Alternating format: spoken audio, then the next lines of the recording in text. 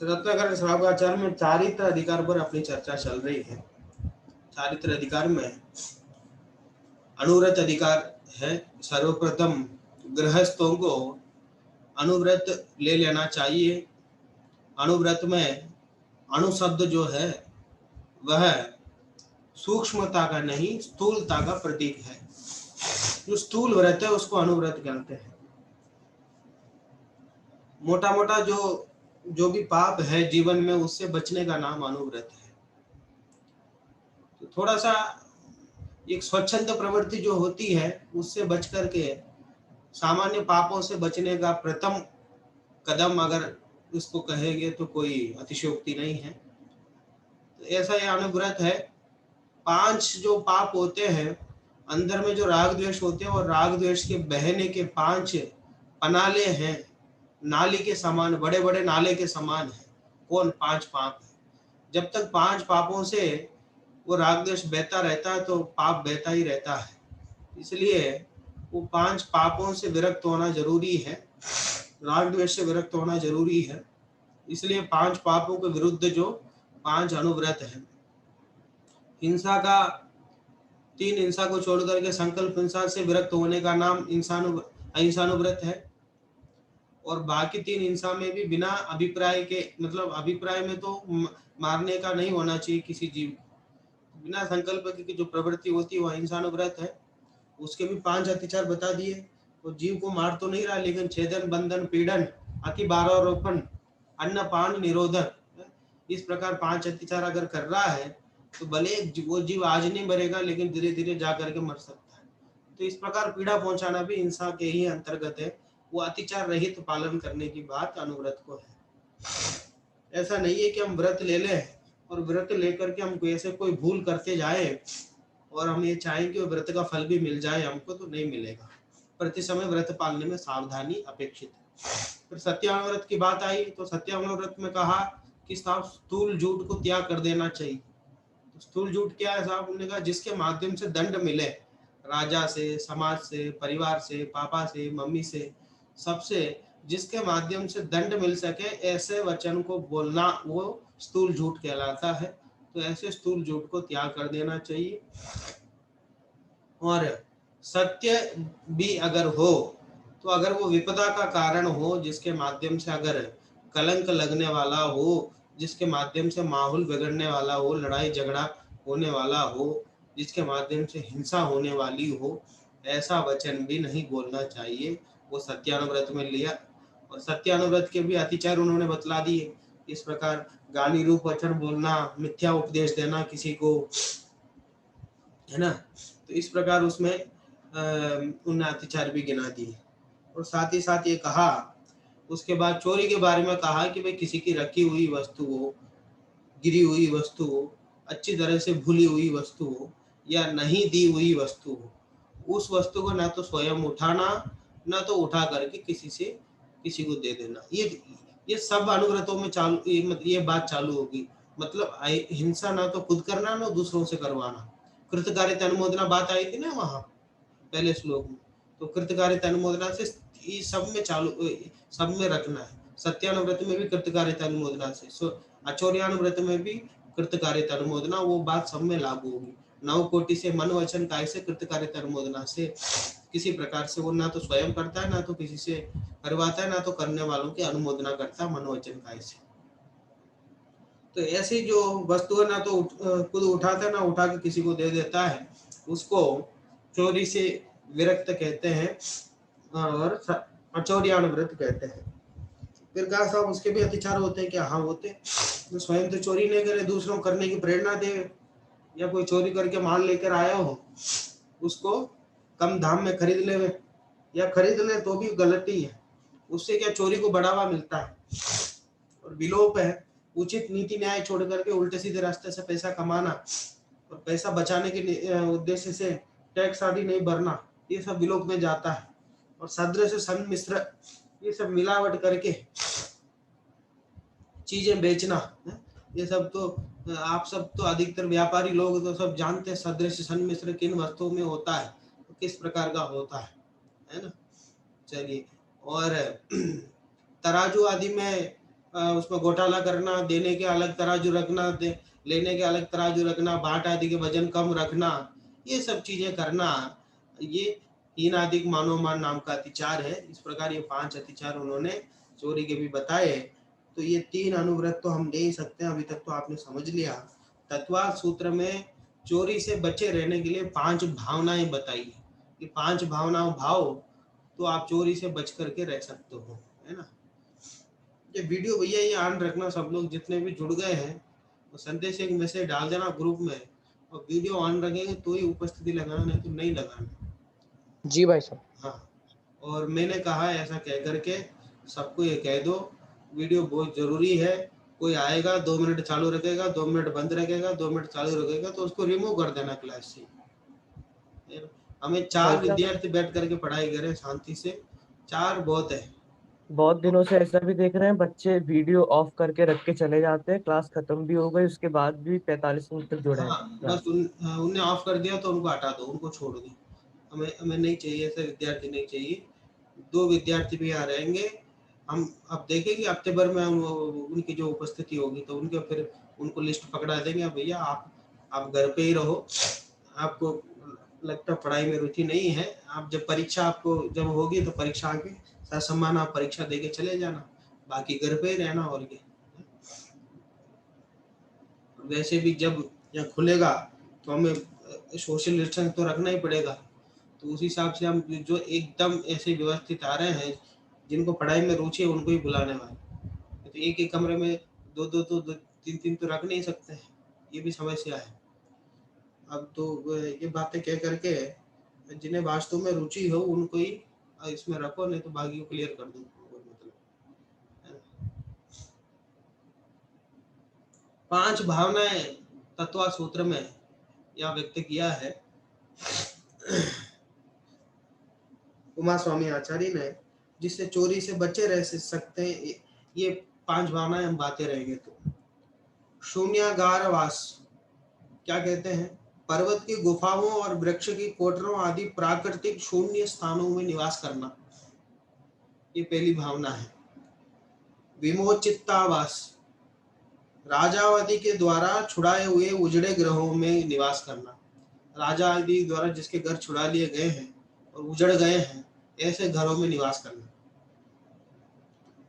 परोधाकरण, अपने स्थान पर दूसरे के ठहर जाने पर रुकावट नहीं करना। और वैक्ष बुद्धि, चरणान योग की पद्धति से भिक्षा की शुद्धि रखना।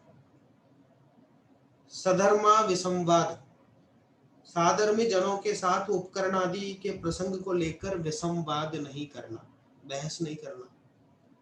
इन 5 कार्यों से आचार्याण व्रत की रक्षा होती है। मुनि इन भावनाओं का साक्षात प्रवृत्ति रूप से और गृहस्थ भावना रूप से पालन कर सकते हैं। गृहस्थ भी इसको भावना रूप से पालन कर सकता है। बात समझ में आ रही ना? एकांतवास में रहे, प्रकृति के साथ में रहे, ज्यादा दिखावे में जाएगा तो मन में इस प्रकार की भावना होगी। वैक्ष्य शुद्धि रखें, चरणानुयोग के अनुसार अपना जीवन बनाए, उसके अनुसार शुद्धि रखें अपने जीवन में। दूसरे से झगड़ा नहीं करें। आपका हक अगर कोई छीन रहा है, कोई आपकी जगह कोई घेर रहा है, मतलब आप कल तक वहां बैठते थे बस में, कोई आके बैठ गया वहां, तो उसे जाकर झगड़ने लग जाए तो मेरी जगह है। अब तुम्हारी जगह कहाँ से हो गई, इसमें बात समझ में आ रही? और किसी बात को लेकर के साधर्मियों में आपस में बहस नहीं करना, किसी बात को लेकर। वो आता ना उसको भजन में,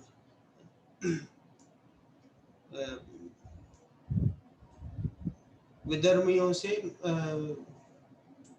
बहस नहीं करना, साधर्मियों से भी बहस नहीं करना, और विधर्मियों संग चुप रहना। वो आत्मा अनंत गुणों का वो है ना, उसमें भजन में अंत में कि साधर्मियों से भी बहस नहीं करना और विधर्मियों के सामने तो चुप ही रहना। बुद्धू बनकर चुप रह जाओगे, बहुत विवादों से बच जाओगे, है ना, वो भजन में आता है। तो इस प्रकार चलिए, अब 3 अपने अनुव्रत हो गए हैं। अब चौथा अनुव्रत ब्रह्मचर्य अनुव्रत है। ये बहुत हमें समझना योग्य है। जिस अवस्था में हम हैं, जिस उम्र में हम हैं, इस दृष्टि से ब्रह्मचर्य को समझना बहुत जरूरी है। ब्रह्मचर्य शील की रक्षा, बाढ़ है, उस बाढ़ के बाहर जो जाता है निश्चित तौर पर उसे बुरे कर्मों का बंधन होता है। इसलिए अगर इसी उम्र से अगर ब्रह्मचर्य के बीज हमारे हृदय में हम बो दें तो हमारा जीवन लौकिक अलौकिक दोनों दृष्टि से बहुत सफल होने वाला है। इसलिए बहुत जरूरी है हमारी दृष्टि से भी अच्छे से पढ़ना है इसको, है ना। अब स्थूल ब्रह्मचर्य नाम के अनुव्रत का स्वरूप कहने वाला श्लोक कहते हैं। देखिए, न च परदारान् गच्छति, न च परदारान् गच्छति, न परान् गमयति च पाप भीतेर्यत्, न परान् गमयति च पाप भीतेर्यत्, सा परदार निवृत्ति, सा परदार निवृत्तिः, स्वदार संतोषनामापि, स्वदार संतोषनामापि। देखो, न च परदारान् गच्छति, न परान् गमयति च पाप भीतेर्यत्, सा परदार निवृत्ति, स्वदार संतोषनामापि। देखिए बहुत सरल है। न च परदारान् गच्छति, परदारान् न गच्छति, परदारान्, दारान् माने स्त्री, पर स्त्री के यहाँ न गच्छति, नहीं जाता है। गच्छति वैसे तीसरे का अर्थ में होता है, यहाँ स्वयं के अर्थ में हमको लेना है। मतलब वो वह खुद जिसने ये ग्रहण किया ब्रह्मचार्य अनुव्रत, वह पर स्त्रियों के यहाँ स्वयं जाता है। पर स्त्री में किसको लेना साहब? एक जिससे अपने समाज के सामने सम्मति पूर्वक जिससे अपनी शादी हुई है, उसके अलावा बाकी सब पर स्त्री है। बात समझ में आ रही ना? वो चाहे हमसे छोटी हो, वो चाहे हमसे बड़ी हो, कोई भी हो, वो सब पर स्त्री में आ जाते हैं। और एक जो परस्त्री रमन होता है, वो जो वेश्या आदि जो अन्य महिलाएं होती हैं, उन्हें भी परस्त्री में लिया। लेकिन एक शब्द में अगर कहना है इनको सबको उसमें परिभाषित करना, तो अपने मतलब अपने जो स्त्री के अलावा बाकी सब उसमें परस्त्री में आते हैं। तो न तो परस्त्री के यहाँ स्वयं जाता है और न प्राण गमयति, न दूसरों का गमन करवाता है। ना तो परस्त्री अब इसमें जो एकदम पारिवारिक है, जिनसे अपना अच्छा संबंध है, वो उसमें भावार्थ में तो ये कहेंगे कि सदा सुखदास जी कोई भी हो, अपने क्या वो बहू बेटी भी क्यों ना हो, उनके साथ भी एकांत में संवाद नहीं करना चाहिए, जिसको अगर शील की रक्षा करनी हो, ऐसा इसमें लिखा है। यहाँ अगर हम माने अन्य वैश्य आदि जो अन्य है, तो वहां ना तो स्वयं जाता है, ना तो दूसरों का गमन कराता है, और ना तो अनुमोदना करता। वो बात साइलेंटली आप इसमें ले लेना। अब क्यों नहीं जाता है? उसमें चोरी में तो उन्होंने ये बताया कि राजा का दंड मिल जाएगा, समाज बहिष्कार कर देगी, कान नाक छेद सब कर देते हैं, लोग पीटते हैं अगर चोरी करता हुआ पकड़ा जाए तो। लेकिन यहाँ इसमें तो ऐसी कोई बात नहीं है। ये तो व्यापार होता है, देह व्यापार करने वाले बहुत ऐसे हैं, लोग हैं, शहर शहर में ऐसे लोग बसते हैं। सरकार भी मंजूरी देती है इस बात की। तो ये कह रहे हैं तो क्या करें?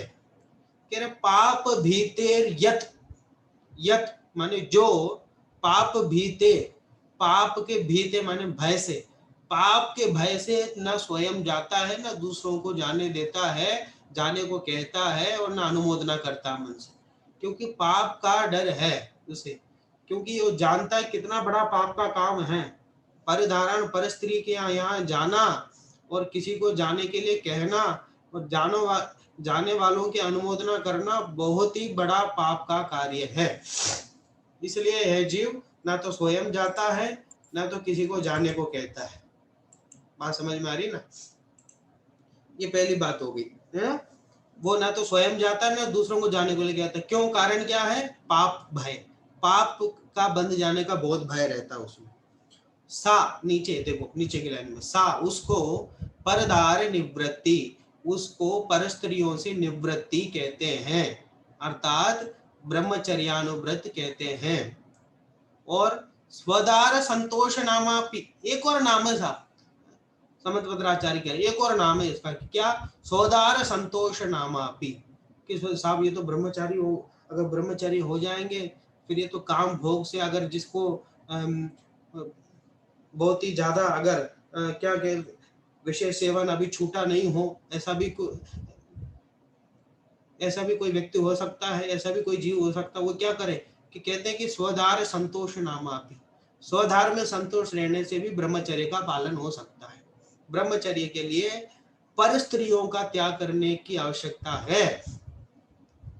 स्वस्थ्री का भोग करने वाला वो मतलब ब्रह्मचारी नहीं है, सो बात नहीं है, वो ब्रह्मचर्य अनुव्रत उसका हो सकता है।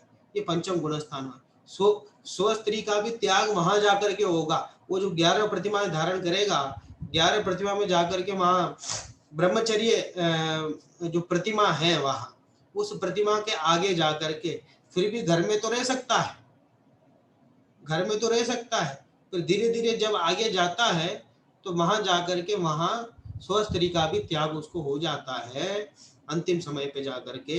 नहीं तो तब तक स्वस्थ्री होने का कोई त्याग नहीं है जैनागम में।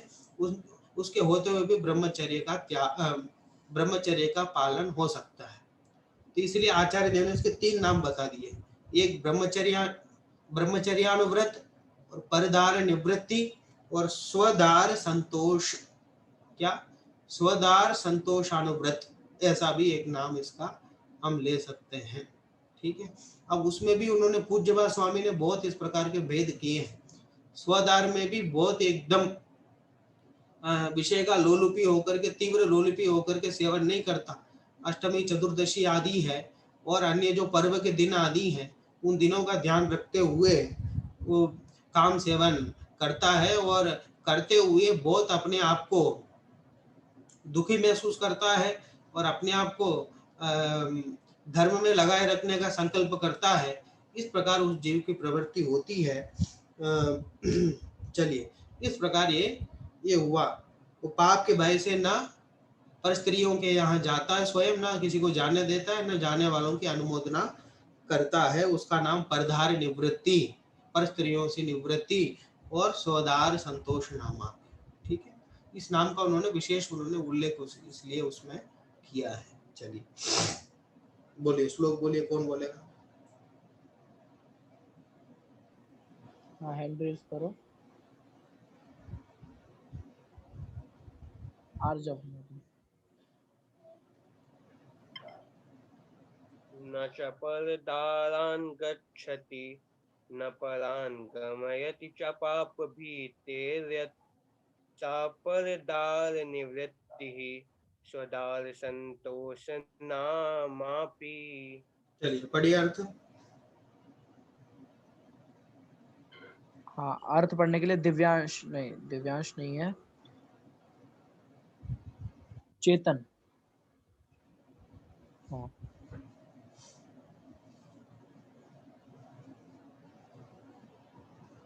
चेतन पढ़ो। हाँ, जो तथा न, हाँ, आवाज आ रही है? हाँ, हेलो। हाँ, आ रही है।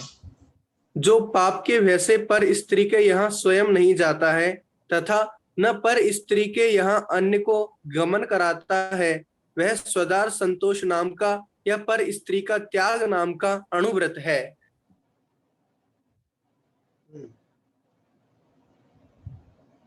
पढ़ो आगे भाग।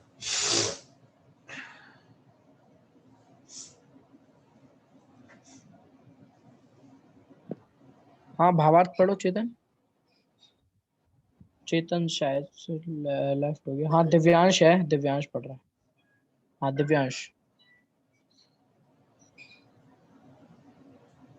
जो अपनी जाति की, पुलिन घर की, साक्षी पूर्वक वैवाहिक स्त्री में ही संतोष धारण करके उससे भिन्न अन्य समस्त स्त्री मात्र में राग भाव आवाज का इसकी त्याग कट रही है, और किसी से पढ़ो। जी पुष्प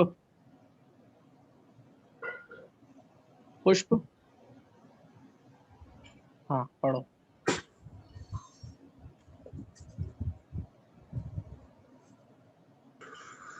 भावार्थ से। भावार्थ, जो अपनी जाति की कुलीन घर की साक्षी पूर्वक विवाहित स्त्री में ही संतोष धारण करके उससे भिन्न अन्य समस्त स्त्री मात्र से राग भाव का त्याग करके पर स्त्री, वेश्या, दासी,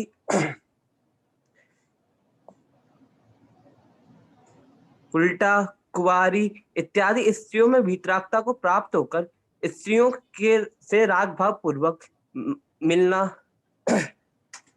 बचना, लाभ करना, अवलोकन करना, स्पर्श करना आदि का त्याग करता है, वह पर स्त्री का त्यागी तथा स्वदार संतोषी भी कहलाता है। देखो, है ना, जो अपनी जाति की हो, कुलीन घर की हो और साक्षी पूर्वक, समाज वालों की साक्षी पूर्वक जिससे हमने विवाह किया हो, उसमें ही संतोष धारण करें। उसके अलावा अन्य समस्त स्त्रियों से विरागता को प्राप्त करें, राग भाव नहीं रखें किसी के प्रति।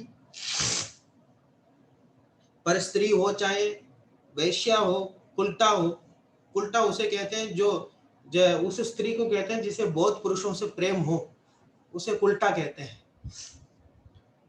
कुंवारी हो इत्यादि स्त्रियों में विरागता को प्राप्त कर स्त्रियों से राग पूर्वक मिलना, राग भाव से मिलना, वचनालाप करना, उनसे बातें करना, अवलोकन करना, उनको देखना, स्पर्श करना इत्यादि बातों से जो बचकर रहता है उसे पर स्त्री का त्यागी समझना चाहिए।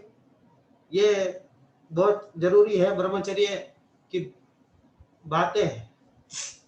ये ऐसा प्रैक्टिकल कोई समझाता नहीं है कोई, ये बातें करने में थोड़ा सा शर्म महसूस होती है लोगों को।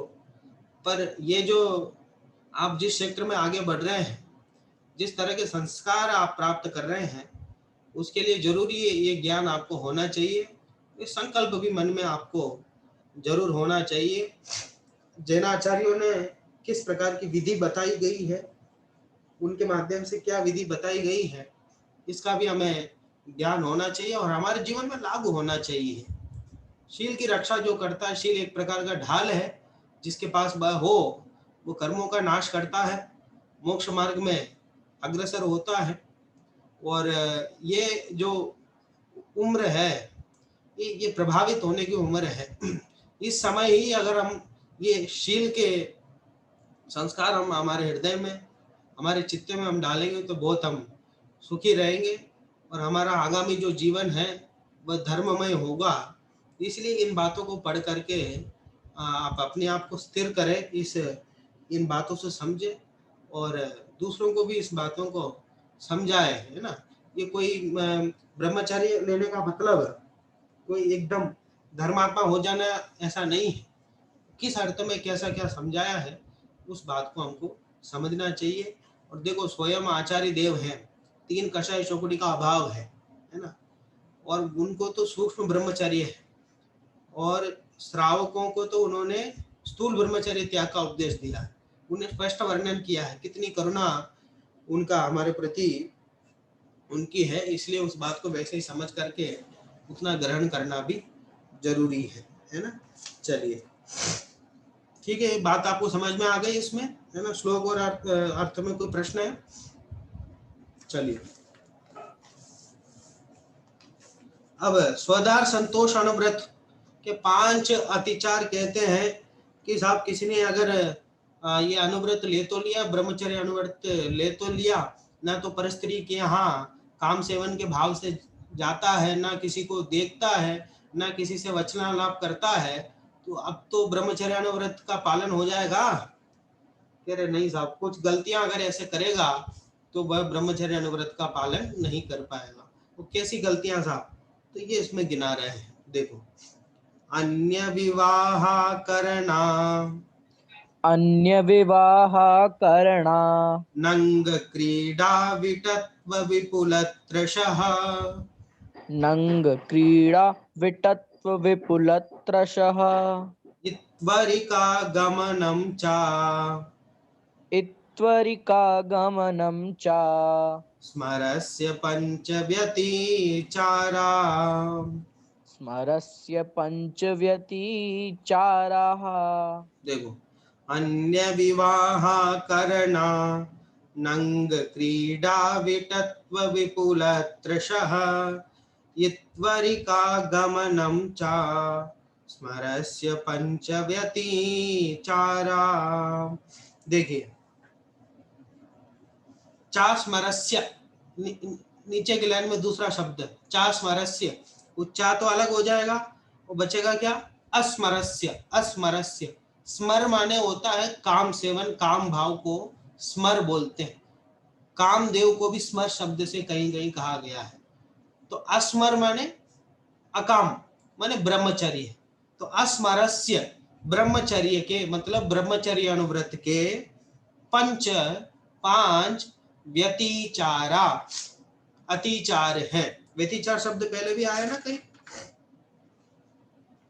ये व्यतिपाता आया एक जगह तो है ना, और उसमें अहिंसानुव्रत में क्या आया, हाँ उसमें व्यतिचार आया है ना, अहिंसानुव्रत में व्यतिचार आया, वहां दोबारा इसी शब्द का प्रयोग कर रहे हैं। ये पांच अतिचार किसके हैं, अस्मरस्य माने ब्रह्मचर्य अनुव्रत के पंचवतिचारा, पांच अतिचार। कौन कौन से हिसाब कह रहे, अन्य विवाह करना, अन्य विवाह करण, अन्य विवाह करना। भाई स्वयं तो ब्रह्मचर्य व्रत ले लिया, स्वधार संतोष व्रत में है, अपनी पत्नी के अलावा अन्य किसी से मिलते जुलते नहीं है, अवलोकन करते नहीं है, वचनालाप अनावश्यक करते नहीं है, एकांत में रहते नहीं है, लेकिन दूसरों की शादी में बढ़ चढ़ के भाग लेते हैं, आगे रह करके सारे काम करवाते हैं। अरे भैया तुमने ब्रह्मचर्य व्रत लिया है तो भाई सम्मिलित होने में कोई दिक्कत नहीं है, आपके समाज में हो, आपके परिवार में हो, अगर आपका जाना जरूरी हो तो सम्मिलित होने में नहीं है। तो हर किसी की शादी में आगे बढ़ करके आगे रहना, सारे काम करवाना और बहुत रुचि लेना, कह रहे ये एक अतिचार है साहब। तुमने ब्रह्मचर्य व्रत लिया है, तुम आगे बढ़ के ये सब काम करोगे तो तुम्हारे अंदर भी ऐसी भावना उत्पन्न होगी, उसके बिना नहीं रहेगा, इसलिए पहला अतिचार हो गया। ऐसा गांव में होते एक दो लोग, वो मतलब सब शादियों में बिना बुलाए जाते ही जाते हैं, और जा करके नेतागिरी करते ही करते हैं। बात समझ में आ रही ना। तो इसको अन्य विवाह करण, दूसरों के विवाह करने में बहुत ज्यादा रुचि लेना। ऐसे भी एक दो लोग रहते हैं, मतलब कोई 23-24 साल का कोई लड़का हो जाए फिर एकदम पीछे ही पड़ जाते हैं कि भाई क्या बात, कब शादी कर रहे हो, तुम्हारे वो डिटेल दे दो, कर दो, ये कर दो, जैसे इन्होंने पूरा ठेका ही ले लिया वो शादी कराने का पूरे गांव वालों का, वो इस प्रकार को करते हैं। तो ये कह रहे हैं ये सब अतिचार है साहब, ये ब्रह्मचर्य का अतिचार है ना। तो वो तो सबके, जिससे कोई लेना देना नहीं है, जिससे कोई संबंध नहीं है, उसके विवाह में इतनी रुचि क्यों ले रहे हो। तो यह पहले अन्य विवाह करण नाम का अतिचार। और दूसरा अतिचार क्या साहब, अनंग क्रीडा। क्या, अनंग क्रीडा, बोले अन अंग, जो अंग नहीं है, जो काम के निश्चित अंग होते हैं, उस अंग को छोड़ करके अन्य चीजों से क्रीड़ा करना। परस्त्री गमन का तो निषेध उसने कर लिया, लेकिन काम के निश्चित से जो स्थान है उस स्थान को छोड़ करके अन्य चीजों से क्रीड़ा करना, वो अनंग क्रीड़ा नाम का अतिचार है दूसरा। और तीसरा विटत्व।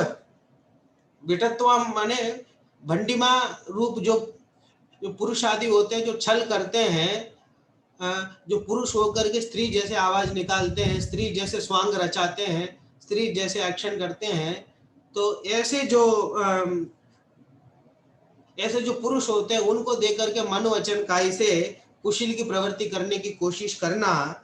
क्योंकि पर स्त्रियों का तो सेवन का निषेध का उन्होंने व्रत ले लिया, और भंडिमा जो पुरुष होते हैं जो छल के द्वारा स्त्री आदि रूप आवाज निकालते हैं, स्वांग रचाते हैं, उनको देख करके उनके प्रति मन वचन काय से कुशील की प्रवृत्ति करना, पुरुष के प्रति जो स्त्री जैसा स्वांग रचा रहे हैं, उसको विटत्व नाम का अतिचार कहा, तीसरा। और विपुल तृषा, विपुल तृषा। और काम सेवन तो करने ने त्याग ले लिया, लेकिन काम सेवन की अति तृष्णा अंदर अभी है, अंदर स्वदार संतोष व्रत है, अपनी पत्नी के साथ काम सेवन करने का ही ये व्रत है, उतना ही ब्रह्मचर्यान व्रत है, बाकी सबका त्याग है। अब लेकिन उसमें भी बहुत एकदम तीव्र तृष्णा, बहुत तृष्णा है, काम सेवन की तृष्णा बहुत है। तो ये भी एक अतिचार है साहब, बहुत ज्यादा तृष्णा, तो ये अतिचार है। और अगला इत्वरिका गमनम, इत्वरिका गमन नाम का 5वां अतिचार है। इत्वरिका, इत्वरी, इत्वरी माने वेश्या है जो, उसको इत्वरी बोलते हैं। और इत्वरिका का माने कुत्सित है जो, मतलब जो निंदा करने योग्य है, ऐसे वेश्या आदि है, उसको इत्वरिका बोलते हैं। तो गमनम तो वेश्याओं के यहाँ जाना, उठना, बैठना, काम सेवन के उद्देश्य से नहीं, लेकिन उनके यहाँ जाना, उठना, बैठना, लेन देन रखना, उनको अपने घर बुलाना, उनसे बातें करना, या फिर इत्वरिका से परस्त्री भी ले सकते हैं, काम सेवन का त्याग करके उनसे वचनालाप करना, मिलना जुलना, अवलोकन करना, ये सब इत्वरिका गमन में आ जाएगा। ठीक है, इस प्रकार ये 5 अतिचार है ब्रह्मचर्यान व्रत के।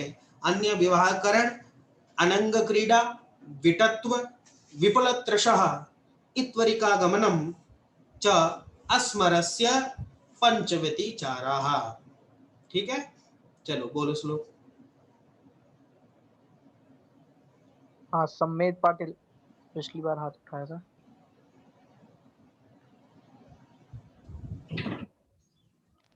पढ़ो। हेलो, आवाज आ रही है? हाँ हाँ। अन्य विवाह करना, नंग क्रीड़ा, विटत्व, विपुल तृष, इत्वरिक काम गमनम, इत्वरिका गमनम, इत्वरिका गमनम च स्मरस्य पंचव्यतिचारा। शुरू से बोला, अच्छे से बोले।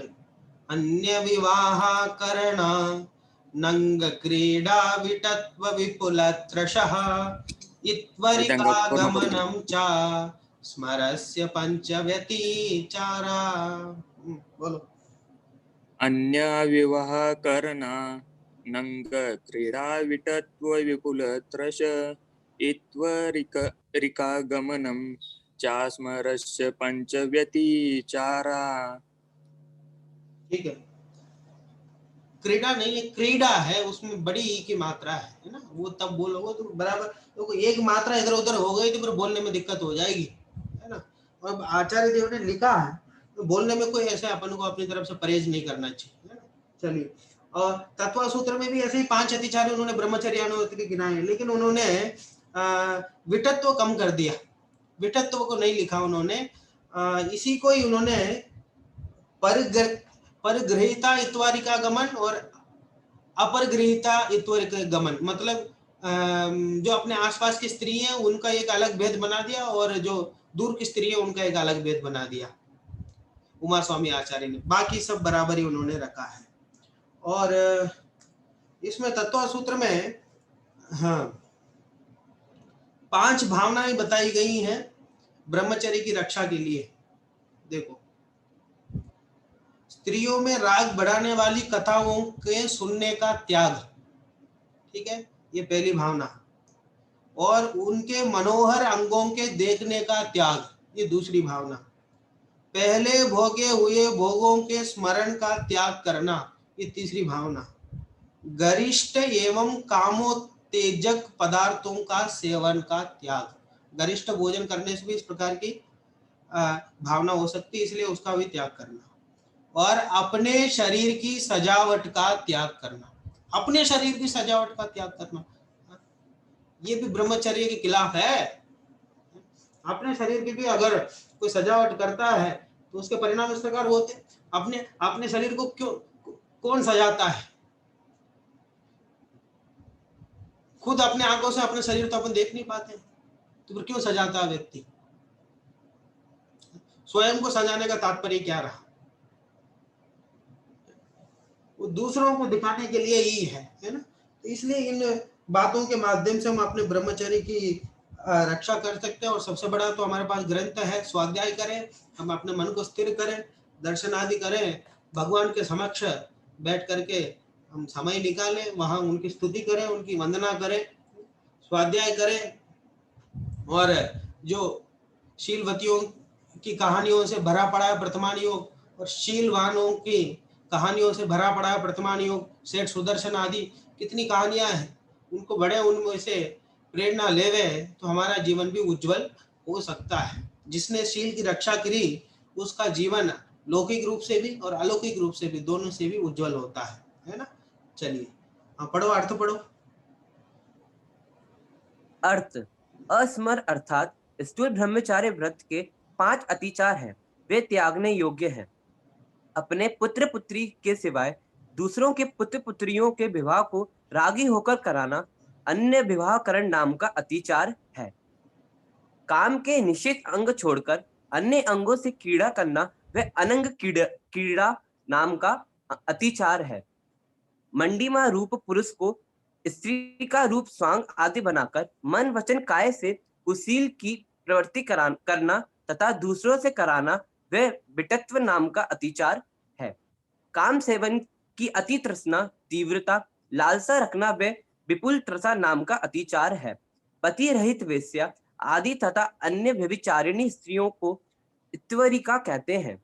उन व्यभिचारिणी स्त्रियों के घर आना जाना, उन्हें अपने घर बुलाना, उनसे लेन देन रखना, परस्पर वार्ता करना, उनका रूप श्रृंगार देखना वह इत्वरिका गमन नाम का अतिचार है। ये 5 स्थूल ब्रह्मचर्य व्रत के अतिचार दूर से ही त्यागने योग्य हैं। देवों द्वारा पूज्य ऐसा जो ब्रह्मचर्य व्रत, उसकी यदि कोई रक्षा करना चाहता है तो उसे अपनी विवाह स्त्री के सिवाय अन्य माता, बहन, पुत्री, पुत्रवधू आदि के निकट तथा एकांत स्थान में भी नहीं रहना चाहिए। अन्य स्त्री का मुख नेत्र आदि तो माता, बहन, पुत्री सबको ले रहे हैं इसमें तो, है ना। चलो पढ़ो। अन्य स्त्री का मुख नेत्र आदि को अपने नेत्र आदि जोड़कर गड़ाकर स्थिर रखकर नहीं देखना चाहिए। शीलवंत पुरुषों के नेत्र तो अन्य स्त्री को देखते प्रमाण तुरंत ही मुद्रित बंद हो जाते हैं, है ना। शीलवंत जो पुरुष होते हैं वो अन्य स्त्री को देखते प्रमाण ही उनकी आंखें बंद हो जाती है। ठीक है, चलो इस प्रकार ये 5 अतिचार आपको समझ में आ गए। चलो मैंने अपनी तरफ से पूरा आपको समझा दिया है। हमारे अध्यापकों ने थोड़ा सरलता से लेकर के इसको आगे बढ़ गए कि बच्चे हैं और इनको उनके सामने कैसे विस्तार करें थोड़ा। वो मुझे ऐसी कोई बात नहीं, मैं तो उल्टा जो बातें निकाल करके आपको समझानी चाहिए वो बातें आपको समझा दी। ये बहुत जरूरी है जीवन में, इसके बिना हमारा काम कभी होने वाला है नहीं है। फिर भी कोई प्रश्न हो तो आप पूछो। भाई साहब मेरा प्रश्न है हाँ बोलो। कि हमेशा ब्रह्मचर्य अणुव्रत आदि ब्रह्मचर्य आदि की बात पुरुषों के लिए क्यों कहते हैं, स्त्रियों के लिए दोनों कहीं के नहीं लिए, लिखा? दोनों के लिए तो यहाँ हमेशा स्त्री के संपर्क में नहीं आना, स्त्रियों से दूर रहना। नहीं, वो बात क्या पुरुष प्रधान होती है। और भी जो बातें हैं आत्मानुभव की बातें, ये भव्य जीव, ये भव्य तू सुन, ऐसा करके वो जो भी होता है, जहां भी संबोधन होता है वो पुरुष प्रधान ही है। ये लौकिक में भी है, लौकिक में भी जहां भी जो भी संबोधन होता है वो पुरुष प्रधान ही होता है ना। और आप देखें 19 अभी जो 20वीं सदी है, इसके पहले की जो सदी देखे तो वो पूरा पुरुष प्रधान ही रहा है। वो चाहे सैनिक बनने का काम हो, चाहे वो राजा बनने का काम हो, वो चाहे खेती करने का काम हो, व्यापार करने का काम, कोई भी काम हो, स्त्रियों को अपने घर पर रहने के अलावा और कोई दूसरा कोई काम दिया ही नहीं गया है। तो इसलिए जहां भी होता है वो पुरुष प्रधान ही होता है। और इसलिए ऐसी बात है। और ऐसा नहीं है कि उनके लिए नहीं है, उनके लिए भी है। और जैन धर्म ही एक ऐसा धर्म है जिसने स्त्रियों की शुरू से ही उन्होंने स्त्रियों का सम्मान किया है, नारी शिक्षा के प्रति बहुत बल दिया है। भगवान आदिनाथ ने अपने उसमें राज्यावस्था में दोनों पुत्रियों को उन्होंने पढ़ाया लिखाया, ब्राह्मी और सुंदरी को एक अंक विद्या सिखाया, एक को अक्षर विद्या सिखाया। तो वो मैं शुरू से ही रहा है ऐसा। लेकिन ऐसा कहने का तात्पर्य यह है कि पुरुष प्रधान कथन होने पर भी उसमें स्त्रियों भी उसमें शामिल है। अन्यथा वर्तमान युग में शीलवतों की कहानी कैसे मिलती? वो सती अंजना की बात हो, सती सीता की बात हो, वो उनकी भी तो कहानियां हैं। तो वो संबोधन तो उनके लिए ही है, लेकिन जब एक जनरल संबोधन होता है, एक सामान्य बात होती है, उस समय पुरुष प्रधान ही बात होती है, उसमें और कोई पीछे ऐसा विशेष कारण नहीं है। एक और प्रश्न है भाई साहब, हम्म, आजकल जमाना सोशल मीडिया का आ गया है, तो हम्म। मतलब लोग फेसबुक, व्हाट्सएप, इंस्टाग्राम पे जो हमको कभी मिलने वाले ही नहीं है उनसे ही बहुत चैटिंग वेटिंग करते, तो ये भी अब्रह्मचर्य में ही आता है ना? बिल्कुल क्यों नहीं आता, उस समय हमारे परिणाम ऐसे होते हैं, ये बहुत जरूरी है।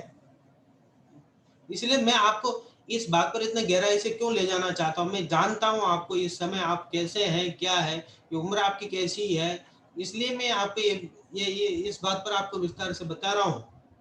इसमें कोई वीरता नहीं है, ये जो काम हम कर लेते हैं इसमें कोई वीरता नहीं है, इसमें समय गंवाने के अलावा, पाप कमाने के अलावा, पाप भीतेत लिखा ऊपर उस श्लोक में, है ना। और इसमें एक लिखा ना वचनालाप करना, इसमें कहाँ लिखा था, उसमें देखो भावार्थ में अपन ने पढ़ा था ना पहले श्लोक के, वचनालाप करना, इस प्रकार की बात करते। मुझे भी वैसी बातें कई बार ऐसे सुनने में आती है कि ऐसा ऐसा होता है, तो क्या करें उसमें, वो क्या कहना चाहिए, बालकपना है, उसमें रुचि दिखाई देती है, इस प्रकार व्यक्ति उसमें जाता है, मन में इस प्रकार वासना उसमें रहती है, लेकिन उसका परिणाम कुछ निकलता नहीं है।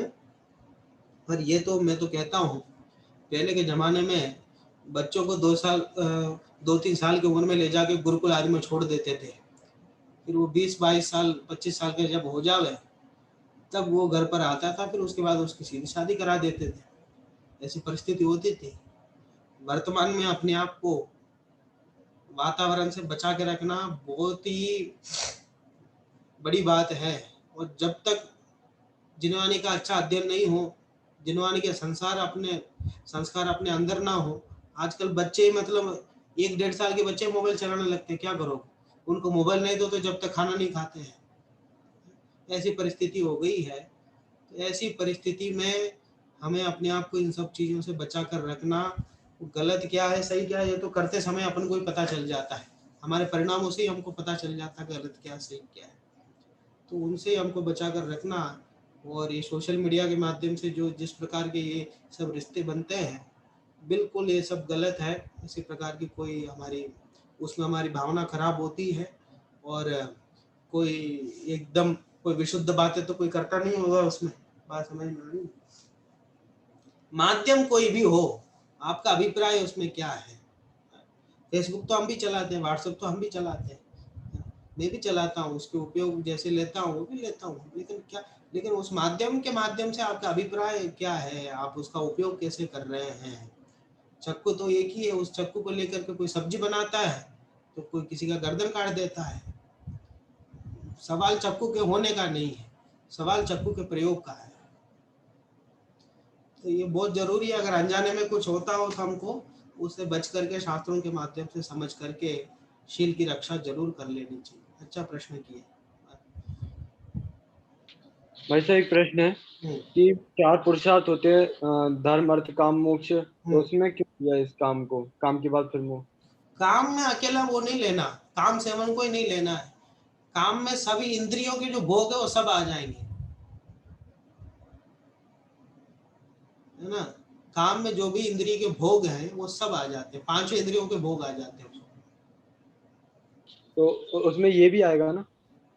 हाँ, वो भी, जब इंद्रिय भोग आएंगे तो सब आएंगे उसमें क्या, ये स्पर्शन इंद्रिय का विषय है ना, काम सेवन करना स्पर्शन इंद्रिय का विषय है ना, तो वो भी आएगा बिल्कुल, उसमें क्या है। तो फिर इसका क्रम ऐसा कि पहले धर्म, फिर अर्थ, फिर काम, और फिर काम के बाद फिर मोक्ष हुआ? क्रम का भी ऐसा कोई विशेष वो नहीं है। और देखो वो चक्रवर्ती होता है उसके जीवन में, इसमें भी स्वधार संतोष व्रती तो कह रहे हैं, अगर अपनी स्त्री में ही कोई संतोष धारण करके रहे तो व्रत ही है, मतलब उसको भी धर्म ही कहा है। यद्यपि इसमें भी बराबर अपने परिणाम जैसे होते हैं, उसमें भी हिंसादि क्रिया जैसी होती है, तो वो सब तो होता ही है, फिर भी वहां जैसी वासना घटती है तो उस अपेक्षा से उसको धर्म कहा है। और ये धर्म अर्थ काम ही होता है अधिकतर, इनके जो अन्य लोगों में है ना, जो त्रिवर्ग मानते हैं। मोक्ष तो अपन जोड़ते हैं, अधिकतर मोक्ष जोड़कर कहते हैं जो कम जे कम्मे सूरा ते धम्मे सूरा। अगर जिसको पुण्य आदि अच्छा हो तो उसको काम आदि भी मिलते हैं, है ना? तो उसमें उसका कोई ऐसा ऐतराज नहीं है। देश काल के अनुसार उसकी जैसे एक हो, दो हो, पत्नी जैसे भी हो। पहले भी हमारे इसमें जैनों में भी इस प्रकार बहुत देखा गया। एक आप ज्यादा नहीं 100 साल पहले चले जाएंगे तो गांव में एक दो लोग ऐसे रहते थे जिनकी एक दो पत्नियां हैं। बात समझ में आई ना? तो वो काम का एकदम निषेध नहीं कर रहे हैं। वो एकदम ये नहीं कह रहे कि आप आंख बंद कर लो। ये अनादिकालीन इस जीव का ऐसा संसार है, इसका ऐसा संस्कार है कि इसके एकदम काम सेवन के इसका अभिप्राय में पड़ा हुआ है, उससे वो बच नहीं सकता है। लेकिन ये कह रहे हैं कि उसको आप सीमित करो, आप उसको व्यवस्थित करो, उसके पीछे अपने जीवन मत खराब करो।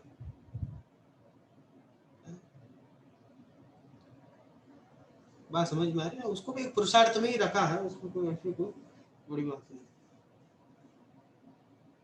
ऐसा भी तो हो सकता है काम से बचने का नाम पुरुषार्थ है, ऐसा भी तो हो सकता है। अर्थ कमाना इत्यादि ना। चलो भाई साहब, ये धर्म अर्थ काम मोक्ष का अन्य धर्मों में ऐसा करते हैं क्रम का कि दिन के अनुसार है, कि जैसे सुबह सुबह तो धर्म करते हैं, फिर दोपहर में अर्थ पैसा कमाते हैं, फिर रात को काम, ऐसा। हाँ, इस प्रकार बहुत ऐसा करते हैं। अनर्थ अर्थ वहां होता है, और इसका अपन सीधा अर्थ लेने की जरूरत नहीं है। अपन को तो मोक्ष का तो अपन जोड़ करके चर्चा करते हैं जैनों में। अन्य में तो धर्म अर्थ काम त्रिवर्ग ही माना जाता है।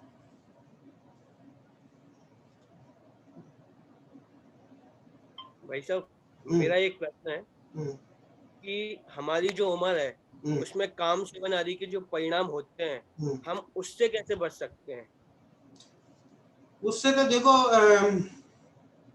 अपना उपयोग को दूसरी जगह लगा करके, अध्ययन आदि से लगा करके, और देखो अभ्यास से ही होगा। धीरे धीरे ही हम जैसे विचार करेंगे, संकल्प करेंगे, शास्त्र के माध्यम से पढ़ेंगे, अपने आप को हमें देखो उपदेश देना एक अलग बात है, और अंतरंग से अपने आप को संघर्ष करके अपने आप को स्थिर करना एक अलग बात है। ठीक है, तो ये काम मतलब ऐसा ही होगा। ऐसा नहीं हम बैठ करके समूह में चर्चा कर लेंगे तो हम आज से ब्रह्मचारी हो जाएंगे। वो अपने आप से बात करनी पड़ेगी, अपने परिणामों को समझना पड़ेगा, अपने आप को रोकना होगा, संयमित करना होगा अपने आप। ये खुद का ही उपाय है, और कोई ऐसा नहीं है कि मैं ऐसा कोई उपाय बता दूं कि तुम ऐसा कर लोगे तो बच जाओगे। ऐसा कोई वो फिक्स उपाय नहीं है। आपको संयमित करना ही उपाय है, उससे बढ़कर कुछ भी नहीं। शास्त्रों को पढ़ने से, समझने से, समझदारी रखने से, बुद्धिमानी रखने से ही अब जैसे जैसे ये सैनिक आदि लोग हैं, ये स्पोर्ट्समैन आदि जो होते हैं, ये काम सेवन तो ये भी नहीं करते हैं, लेकिन इनका उद्देश्य अलग रहता है। इनका उद्देश्य ये रहता है कि हमें जीतना है, इसलिए हमें नहीं करना है, हमें अपनी शक्ति नहीं गंवानी है। उनको ऐसा रहता है। तो अगर रह सकते हैं, क्योंकि उनका वो लक्ष्य फिक्स है, इसके माध्यम से मेरा नुकसान हो सकता है, ऐसा लक्ष्य फिक्स है। और वैसे हमें समझ में आ जाए कि इससे माध्यम से मेरा पाप बंद हो सकता है, इसके माध्यम से मेरा नुकसान हो सकता है, अनंत संसार बढ़ सकता है, जीवों की हिंसा होती है, जीवों की विराधना होती है, मुझे काम नहीं करना चाहिए, मुझे ऐसा परिणाम नहीं आना चाहिए। अगर ऐसा अपने आप को हम संयमित कर ले तो नहीं होगा।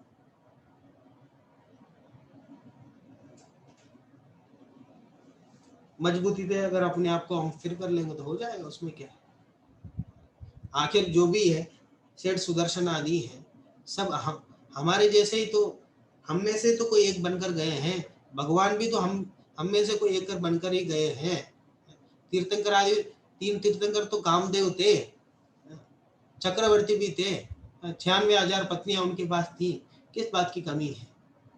जो संसार विषय सुख हो तो तीर्थंकर क्यों त्यागे, काहे को शिव साधन करते संयम सो अनुराग। ये बात हमको समझनी पड़ेगी। जिस दिन समझ में आ जाए, जब तक स्वभाव की महिमा आ जाएगी, जब तक तो दूसरी चीजों की फिर कुछ करने की जरूरत ही नहीं, अपने आप ही सब होगा। फिर भी धीरे धीरे अभ्यास के माध्यम से, अध्ययन के माध्यम से, स्थिरता से हमें काम करना चाहिए। घबराने की कोई बात, टेंशन लेने की कोई बात नहीं। अध्ययन से ही होगा सब, धीरे धीरे स्वाध्याय से ही होगा काम। धीरे धीरे बात समझ में आई। एक तो ऐसे काल में ही हम पैदा हुए हैं, है ना, हम सब आए हैं, अज्ञान का बोलबाला है, सब जगह सब और ऐसी बातें होती हैं। तो इसमें से अपने आप को बचा करके एकदम मजबूत हृदय से, मजबूत श्रद्धा से ये काम संभव हो सकता है। चलो, और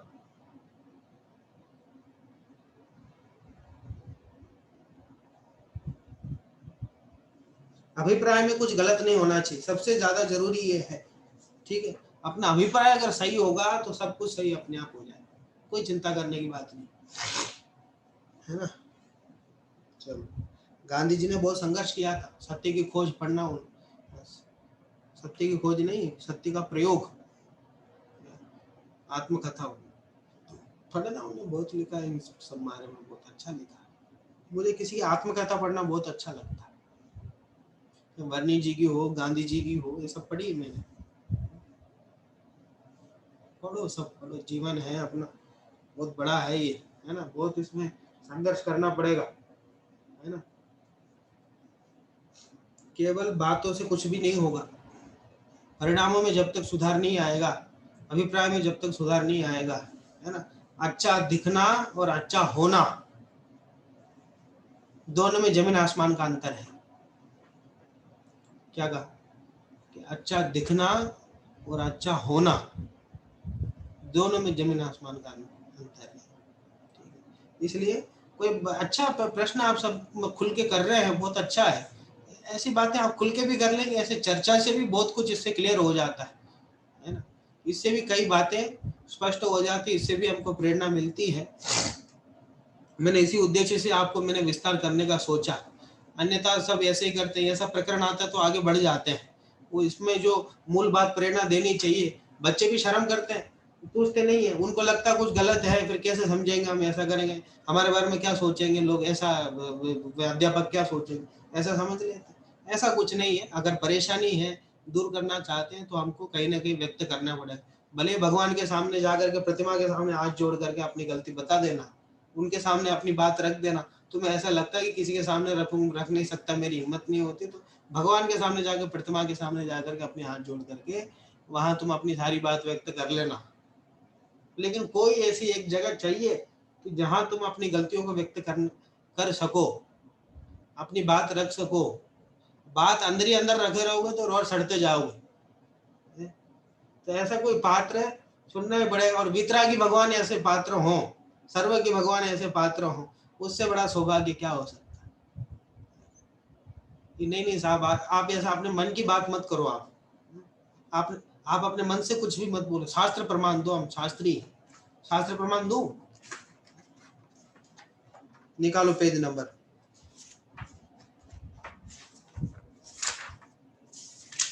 पेज नंबर 334 निकालो। आर्य क्या नाम है, संदेश।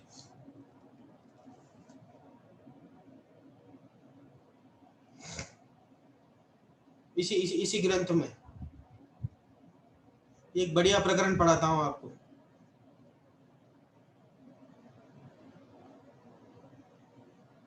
जिसके पास ग्रंथ है वो तो निकाल लो, 334 भावना अधिकार में।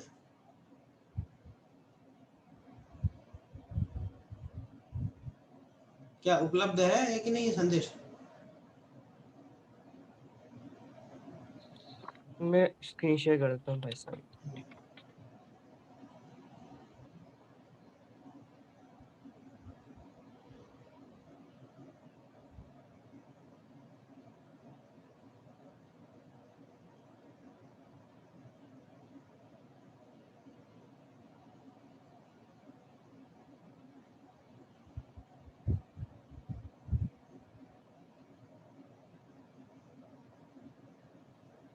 जी भाई साहब। देखो, सबसे नीचे मैं पढ़ता हूँ, सुनो, मुझे बहुत अच्छा लगता है प्रकरण, मैं खुद ही पढ़ूंगा इसलिए। अब इस कलिकाल के प्रभाव से प्रायश्चित देने वाले निर्दोष गुरु भी दिखाई नहीं देते। जो स्वयं ही अनेक दोषों से लिप्त हो, वह अन्य को कैसे शुद्ध कर सकता है? रुधिर से रुधिर कैसा धोया जाए? रुधिर को पानी से धोया जा सकता है, रुधिर को रुधिर से कैसा धोया, खून को खून से कैसे धोया जाए? पानी से धोया जा सकता है। आत्मानुशासन जी में कहा है, कलौ दंडो नीति सच निरपति भिस्ते निरपतयो नयन्त्यतार्थम तम न च धन मदोस्तान्य श्रमवताम नतानामाचार्या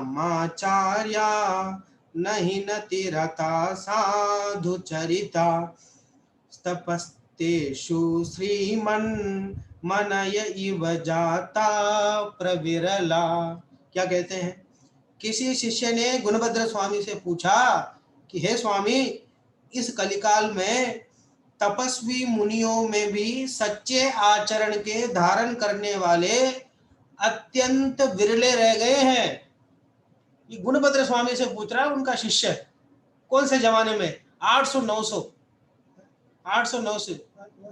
8वीं शती 9वीं शती में ये उनका शिष्य पूछ रहा है, साहब इस काल में तो बहुत कम ऐसे तपस्वी मुनिराज रह गए हैं जिनका आचरण सच्चा हो। 1200 साल पहले की बात है। इसका कारण क्या है? इसका उत्तर देने के लिए ये काव्य लिखा है गुणभद्र स्वामी ने। इस कलिकाल में नीति पर चलाने के लिए, नीति पर चलाने का उपाय दंड देना है। दंड के भय के बिना कोई भी न्याय के मार्ग पर स्वयं स्वेच्छा से नहीं चलता। स्वेच्छा से कोई चलता नहीं है। दंड देने से ही आदमी न्याय मार्ग पर चलता है। जब तक बोलोगे नहीं कि भाई हेलमेट नहीं पहना हुआ तो 100 रुपए लग जाएंगे, तो पहनेगा आदमी। और तुम कहते रहोगे तुम्हारी जान की सुरक्षा, उसमें तुम्हारे प्राण बच जाएंगे, कोई नहीं पहनेगा। 100 रुपए के लिए सब हेलमेट पहन लेंगे। दंड राजाओं द्वारा ही दिया जाता है, क्योंकि कलिकाल में बलवान के बिना अन्य साधर्मियों द्वारा, वृद्ध पुरुषों द्वारा, समाज द्वारा दिया गया दंड कोई ग्रहण नहीं करता है। गवर्नमेंट ने जिसे सजा दी उसी को सजा मिलती है। बाकी अगर समाज वालों ने, साधर्मियों ने किसी को दंड दिया, वृद्ध पुरुषों ने अगर किसी को दंड दिया, तो कोई दंड ग्रहण ही नहीं करता। कोई किसी को कुछ समझता ही नहीं है। कोई इनका कहना नहीं मानता है। देखो कितनी दूरगामी दृष्टि है गुणभद्र आचार्य। हमें लगता गुफाओं में बैठे रहते हैं, सारी समझ है उनको, पूरी दुनिया देख के गए हैं वहां। बलवान राजा द्वारा दिया गया दंड ही ग्रहण करता है। अब देखो, अब राजा की बात कह रहे हैं। इस कलिकाल में राजा भी ऐसे होने लगे हैं, जिससे उन्हें धन की प्राप्ति होती दिखाई देती है, उसे दंड देते हैं। यदि वह राजा को धन दे देवे तो उसे दंड नहीं देते हैं, और निर्धन को दंड दे देते हैं। निर्दंड को दंड नहीं देते हैं। कुछ श्रम नहीं करने वाले आश्रमवासी संयम के पास कुछ भी धन नहीं होता है, अतः संयम लेकर वे भी कुमार्ग पर चलते हैं, क्योंकि उन्हें राजा के दंड का भय तो है नहीं, जिससे वे कुमार्ग से रुक जावे। बोलो, ये आश्रम वालों की कहानी 1200 वर्ष पहले गुणभद्राचार्य ने लिख दी। कह रहे कुछ ऐसे लोग हैं जो आश्रम में जाके रहते हैं, अपने आप को साधु कहते हैं, और वो कुमार्ग पर चलते हैं, और उन्हें राजा का डर नहीं है, गवर्नमेंट का डर नहीं है, क्योंकि पता हम तो साधु बन के घूम रहे हैं, कोई हमें कुछ कर ही नहीं सकता। क्या नहीं है जैन आचार्यों के पास? ये देखो, हमारे पास दृष्टि नहीं है देखने की। भंडार है बहुत बड़ा। केवल ज्ञान से कम बात नहीं कही है गुणभद्र आचार्य ने। देखो, अब आचार्यों पर आ रहे हैं। आचार्यों का भी दंड होना चाहिए, क्योंकि कलिकाल में आचार्यों का शिष्यों में अनुराग होने लगा है।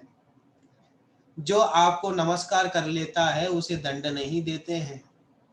अपना संघ संप्रदाय को बढ़ाने के लिए जो आपको नमोस्तु नमस्कार कर ले, उसे अपना जानकर दंड नहीं देते हैं। तब वह दंड के भय से रहित होकर शास्त्र से विरुद्ध आचरण करने लग जाता है। इसलिए कलिकाल में भी तपस्वी जनों में भी सत्य के आचार के धारी अति विरले दिखाई देते हैं। विरले माने बहुत मुश्किल। केवल वेशधारी ही बहुत दिखाई पड़ते हैं।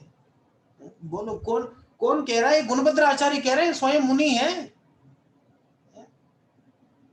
अतः प्रायश्चित ही कल्याण का कारण है, किंतु गृहस्थों में प्रायश्चित की प्रवृत्ति होवे कैसे? परमेष्ठि के प्रतिबिंब के समक्ष जाकर ही अपने अपराध की आलोचना करके इस प्रकार यत्न करना जिससे पुनः अपराध स्वप्न में भी न बने। ये बात मैं कह रहा था। क्या करें साहब, राजा तो होशियार है नहीं है, राजा के द्वारा तो संभला नहीं जा रहा देश, समाज वालों की कोई सुनता नहीं है, बुजुर्ग लोगों की कोई सुनता नहीं है, आचार्य भी सब बिगड़ गए हैं, शिष्यों में अनुराग हो गया है, जो उनको नमस्कार करे उनको दंड नहीं देते हैं, अध्यापक है जो उनके विद्यार्थी सम्मान करता है उसको डांटते नहीं है, कुछ कहते नहीं है। क्या करे साहब, किसके पास जाए बताओ? कह रहे कि परमेष्ठि के प्रतिबिंब के पास जाओ, अनंत भगवान के प्रतिबिंब के पास जाओ, वहां बैठ करके हाथ जोड़ो, वहां अपनी गलतियों को प्रस्तुत करो, निंदा गर्हा करो अपनी, वहां से तुम हो जाओ। वो एकलव्य ने ऐसे ही किया ना, बात समझ में आ रही? ये बात लिखी है, आत्मानुशासन में श्लोक लिखा है। ये कहीं ना कहीं मैंने कुछ ना कुछ शास्त्र पढ़ा होगा, उससे प्रेरणा प्राप्त की होगी और उसे मैंने जीवन में अपने उतारा है। वही बात मैं आपको बताता हूँ, है ना।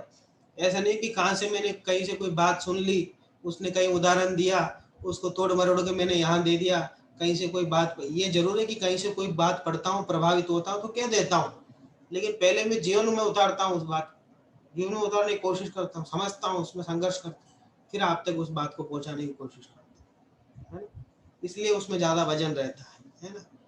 ये भैया, ये मार्ग बहुत मुश्किल से हमको मिला है, बहुत ही पुण्य इसके बदले में हमने चुकाया है, जब जाकर के ये मार्ग हमको मिला है। तो कहीं से भी कोई कोताही मत बरतना, इसमें कहीं कोई लापरवाही मत बरतना, ईमानदारी से तुम एक लाइन पढ़ो, एक शब्द पढ़ो, तो कोई समस्या नहीं है। एक लाइन पढ़ो तुम। शिवभूति मुनि को इतना ही ध्यान था कि दाल अलग है, छिलका अलग है, वैसे मेरा शरीर अलग है, आत्मा अलग है, इतना ज्ञान था। इतना ज्ञान होने पर भी तुम्हारा कल्याण हो सकता है। जरूरी नहीं कि पूरा ही तुम्हें याद हो, पूरा रत्नकर्ण श्रावकाचार्य याद हो जाए वो सम्यक दृष्टि, और जिसको याद नहीं हो मिथ्या दृष्टि। ये नहीं कहना चाहता हूँ, एक श्लोक भी अगर याद हो, उसका अर्थ पता हो, प्रयोजन उसको पता हो, अभिप्राय उसका सही हो तो सही है।